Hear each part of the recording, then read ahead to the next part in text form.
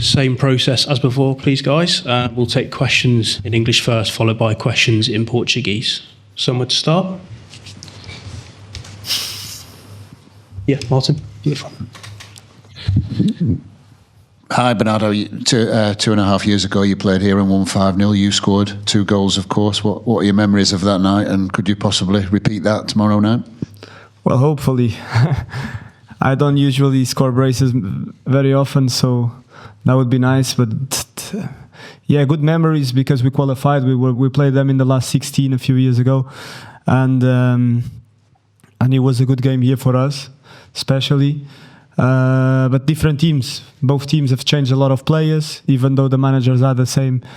I believe Sporting is stronger now, in my opinion, because I follow them quite often. And because of the moment, because of the injuries that we have, even though it's no excuse for me, it's going to be for sure a tough game.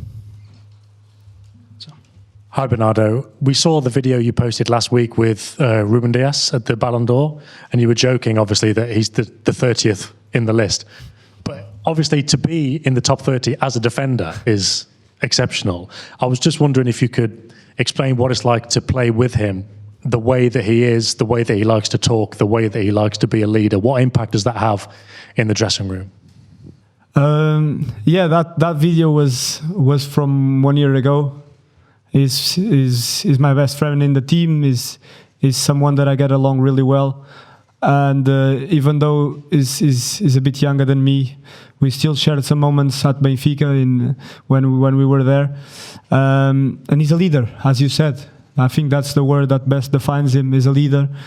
He's a bit intense in the way that he works, sometimes a bit too much for me, but that shows his passion for the game.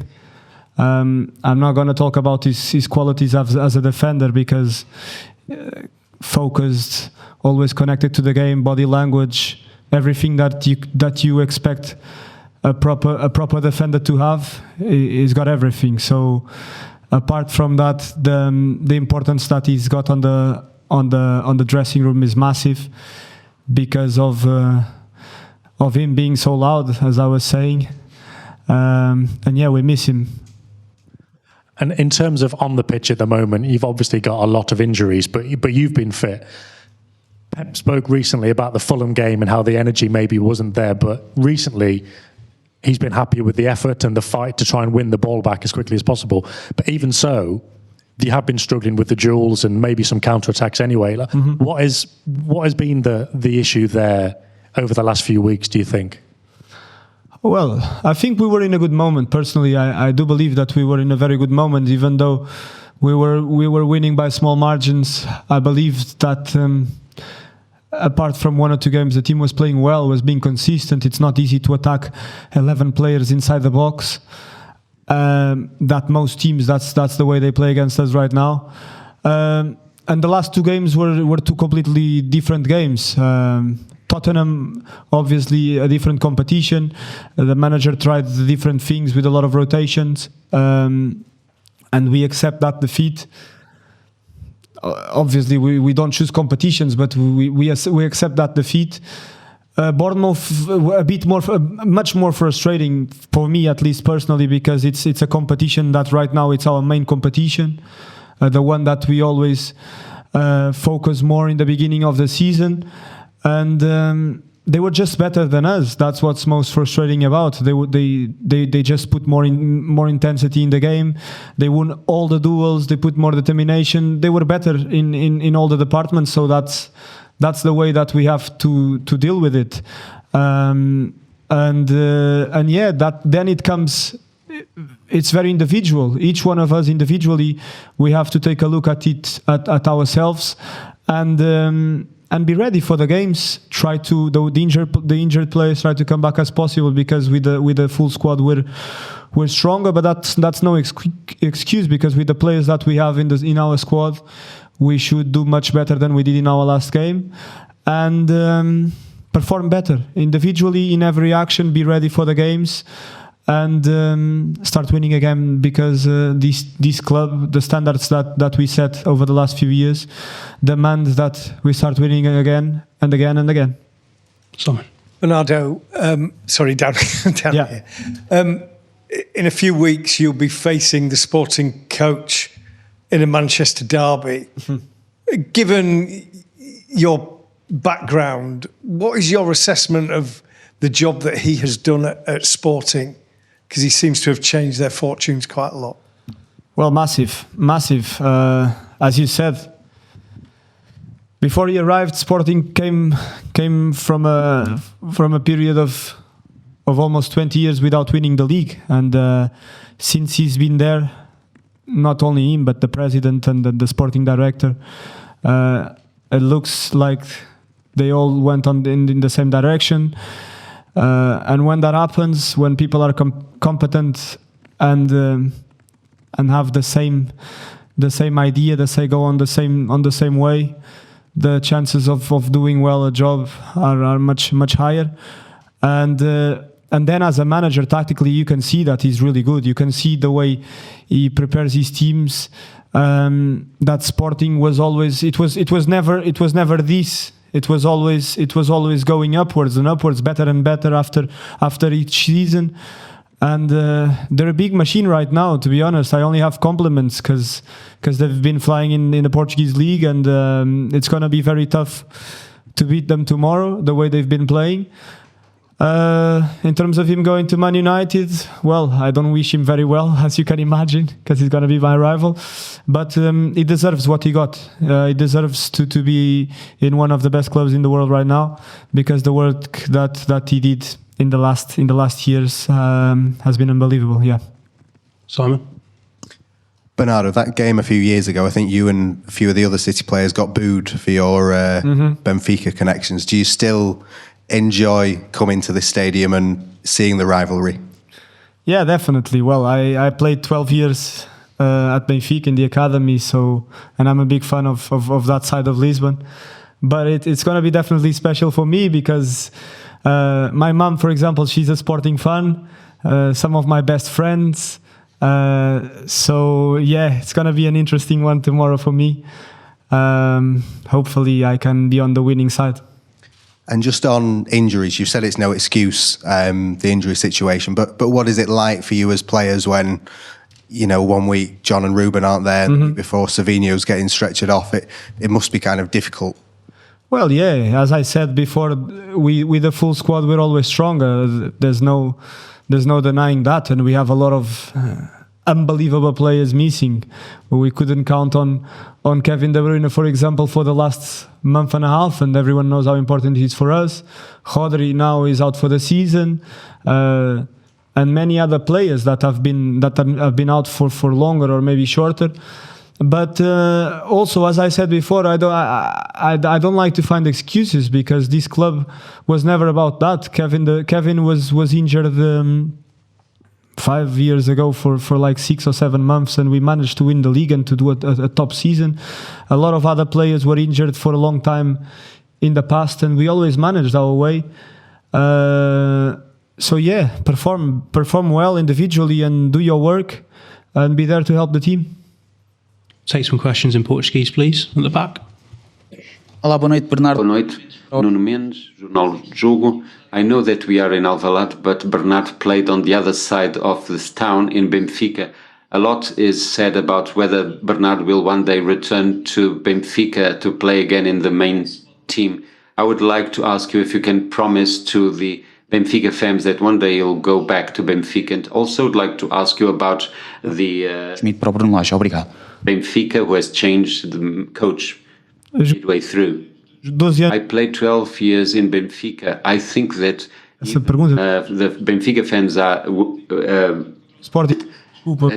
no longer interested in that question. Quite frankly, I don't want to reply to that question because I've replied several times, and tomorrow I have a match against Sporting. As I said, at present I am from Manchester City. Tomorrow I play Sporting, and that is what is more important for me. You played with Ruben Amorim, Benfica. You played with him for at least one season. I would like to ask you, when you spoke with one another, Bernardo was very young at that time, whether he gave you a few tips on how to adapt to your position on the side, Pela forma dele ser. more seriously, because he looks a very relaxed person. If you thought that one day he would become a coach, and a coach that is a top coach and is going to train Manchester United, yes, it's true. We shared a few moments, although I didn't play much time with the main team, but often we trained with the main team of Benfica, so we shared a few moments in Seixal. Quanto a imaginar se seria. Whether I could imagine that one day he would become a coach, well, it was something I wasn't very concerned at the time. I didn't think much about that at the time. Ruben, as a player, Sempre deu para perceber. always showed that he could read the game because he could play in different positions. He understands football as a game and not just one position, what has to be done in one particular position. He could understand what the other players required from him. I remember that in Benfica he played as a defender on the left, as a midfielder. A player who can play in all these different positions, someone who understands football as a game. As regards his role as a coach, well, look at the statistics, look at the results. There isn't much I can add. When he arrived at Sporting hadn't been champion for, I think, almost 20 years, and he changed completely the team. Not just him, but he changed the playing paradigm of Sporting. In my opinion, Sporting is at present the best team playing in Portugal by far. So I think that he deserves the success that the team has had. He also deserves to jump to another league, to United. And although he's going to be my rival, I'm happy to say that, to know that there is yet another Portuguese that is playing at a very top level in one of the most important championships in the world. RTP, Bernardo. Perguntas que lhe foram feitas, se sente que do you think that is much more than a game between Manchester City and Sporting, because there is also Manchester United who is because Amorim is going to a gente sabe que é adepto do Benfica. Isto é muito mais Manchester United, and also because you, Bernardo, are a sport fan of Benfica. But the question has to do with the best player, the best scorer in the Portuguese Championships, Gyokeres. And I think he's one of the people with at the top right now. Well, I think these are distractions, things for you to comment later on. I don't think that Sporting is very concerned with that. I can assure you that when Ruben trains, becomes coach of Manchester United, we will worry about Manchester United and about the players of Manchester United. Right now, we are focused on winning the 3 points. We are not concerned with these other things, Manchester United or Benfica, whatever, because we want to be sure that we can become one of the 8 teams that reach the final rounds. The schedule we have, apart from the pressure of left out of the competition, and because of the many games we have to play, what we are concerned with right now, what we are focused right now, is to win tomorrow's match. Everything else that you said is quite external. The second question was about Gyokeres. É complicado os jogadores. The great players, when they are at a very top, it's not easy to stop them. I hope that our defenders, especially after the last match, that they will face this match as an opportunity to make people forget the previous game. But they will be facing one of the best forwards in Europe. He must be very confident right now, considering the number of goals he has scored so far this season. And we are very much aware of all the strong points of Sporting, and we know that Viktor Gyokeres is certainly one of the main assets of Sporting. Pedro Neves Sousa, CMTV. I would like to ask you if you think that Ruben Amorim is at present one of the best coaches in the world. Then I would also like to ask you if you during this week Pep Guardiola spoke with the team about what the team would have to do with Viktor Gyokeres, what they would have to do to deal with it. Well, as regards Ruben, once again, one of the best coaches of the world. It's difficult to say because Treinador tão jovem. put a very young coach at the level of my coach, Ancelotti, and others, coaches who for many years have been very consistently training top teams. Well, I think that dos melhores do mundo. one of the best in the world. A certain level of consistency is required, and you need to have a test at the highest level in European football, and that is something that Ruben will soon. Está num grande. So of course, that Ruben has been on the good way, and the work that has been doing in Sporting and before that in Braga was great work. But to say that one of the best in the world, I'm not sure. Certainly one of the most promising coaches in the world, certainly, and he has done wonderful work until now. Ainda não. Not yet. The question could not be understood by the interpreter. No, as regards Gyokeres, we know his characteristics. We know how careful we have to be because he's very fast, he's very strong. Thank you. Obrigado.